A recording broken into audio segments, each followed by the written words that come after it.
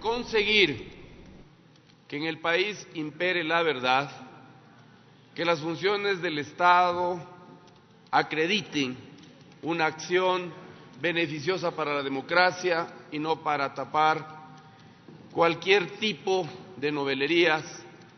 Hoy más que nunca es importante que tengamos claro que en este afán de vivir en el escándalo permanente hay que buscar sobre todo que la institucionalidad funcione.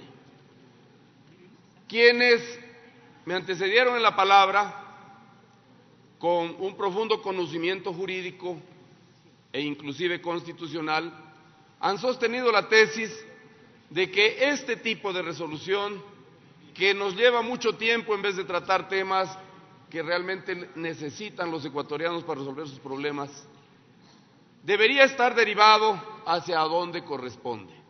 La función judicial tiene que investigar, la Fiscalía tiene que abocar conocimiento, y aquellas fuentes, entre comillas, o personas que sostienen temas de corrupción que involucran al presidente o a la familia del presidente, deberían hacerse responsables con el reconocimiento de firma y rúbrica de lo que ellos sostienen como su verdad. Una vez que se ha procedido a la correspondiente investigación, por supuesto no debe quedar de ninguna forma sin sanción este tipo de hechos si en este proceso se ha comprobado de que efectivamente hay algún tipo de vinculación con la familia presidencial. Y de no ser así, por supuesto que aquellos que hacen del escándalo una práctica discursiva para escandalizar al país tienen que hacerse responsables. Como el que más ha defendido el derecho de la reserva de la fuente para que se develen a través de la investigación periodística los hechos de corrupción que a diario venimos observando. Yo, por ejemplo, una vez más ante ustedes voy a develarles algo que ocurrió en mi provincia, en Coca, Codo, Sinclair.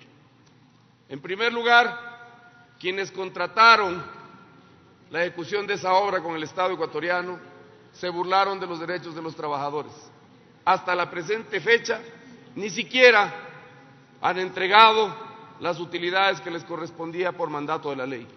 Segundo, existen serias fallas tecnológicas en donde, por ejemplo, existen 6 turbinas de las cuales solo operan 4 porque hay una cavitación producto de la falta de agua. Y así hay una serie de temas que deben ser investigados. Yo estoy de acuerdo con que le pongamos el dedo a la llaga.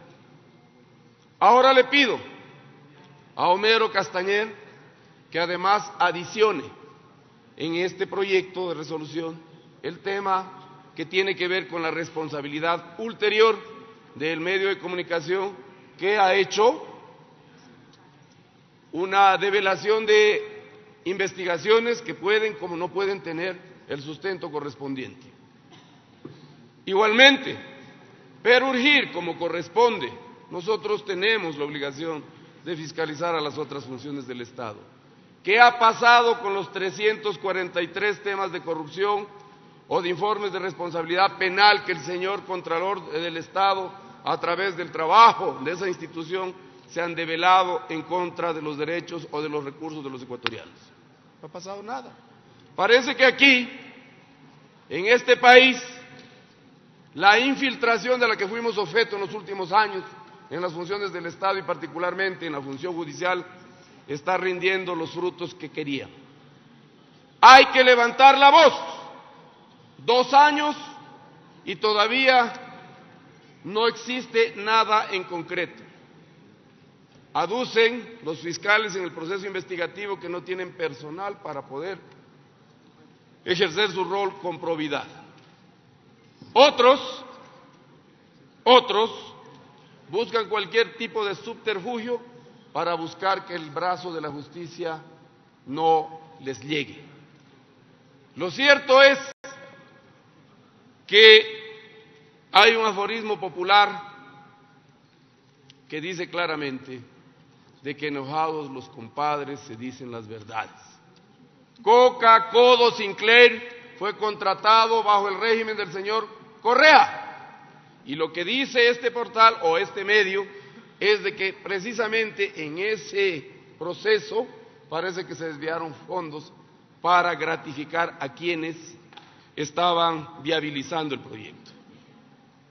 Aquí no se trata solamente de analizar si es cierto o no es cierto aquello, también hay que analizar la conducta del gobernante de entonces con su grupo muy cercano, que hizo que todas estas cosas que los ecuatorianos hoy estamos entendiendo como la gran corrupción no tenga todavía la sanción.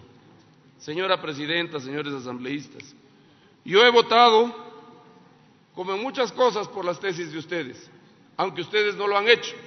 Por ejemplo, temas de corrupción son aquellos que, habiendo con el voto de ustedes generado una ley como la ley amazónica para beneficiar a todas las 6 provincias que allá estamos debatiéndonos en la miseria, jamás me respaldaron para ejercer el rol fiscalizador a quienes de manera arbitraria utilizan mecanismos truculentos para violentar lo que la ley de manera expresa les establece. Por ejemplo, que el patrono, cuando tiene que contratar el 70% del derecho al trabajo que tenemos, tiene la discrecionalidad, según el acuerdo ministerial 40 del 18 de febrero, de decir usted no me sirve, y puede acudir al Ministerio de Relaciones Laborales a requerir un certificado para poder traer gente de fuera. Esa es las razones por las que he pedido que analicemos cómo se está inaplicando una ley orgánica que ustedes mismos ayudaron a construir. ¿Cómo puede ser posible que sigamos con el tema del socioempleo, de la bolsa esta, cuando todos sabemos que solo pueden acceder a tener trabajo aquellos que están con el carnecito verde o que corresponden de manera sumisa al ejercicio del poder local? Eso también es corrupción. Corrupción es esto que voy a decir. En casi todos los ministerios durante la última década se le restó a los trabajadores y a los empleados y trabajadores una parte de su sueldo, aduciendo que era una colaboración para el partido gobernante. Hay miles de casos de esta naturaleza, pero que infortunadamente el pueblo sin voz, sin derechos, no puede develar esta gran realidad que les costó a su economía familiar y personal. Hoy, señora presidenta, quiero plantearle a Homero, el cambio o una inserción en el proyecto de resolución como el que he manifestado.